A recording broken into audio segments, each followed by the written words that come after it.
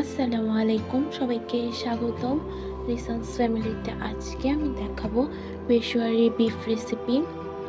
Peshawari beef recipe তৈরি করার জন্য এখানে আমি গরুর মাংস নিয়ে নিয়েছি, বড় করে কেটে নিয়েছি মাংসগুলোকে, এবং এখানে নলি নিয়ে নিয়েছি, স্বাদ মতো লবণ, হাফ কাপ ঘি, 1.5 টেবিল চামচ গোটা গোলমরিচ, কিছু গোটা রসুন দিয়ে দিচ্ছি, কিছু আলু দিয়ে দিচ্ছি, কিছু গোটা কাঁচামরিচ দিয়ে দিচ্ছি, বোম্বাই মরিচ বা নাগা মরিচ দিয়ে দিচ্ছি।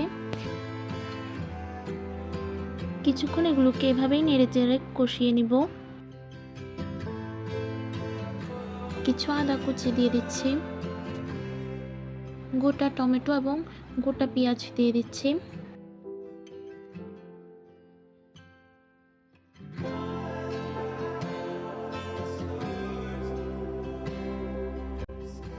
গ্রেভির জন্য গরম পানি দিয়ে দিয়েছি।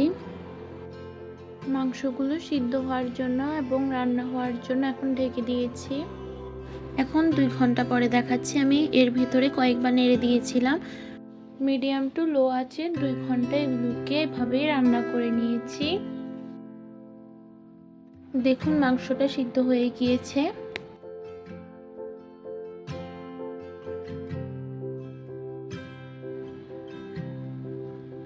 এখন তৈরি হয়ে গিয়েছে মজাদার স্বাদের পেশোয়ারি বিফ রেসিপিটি।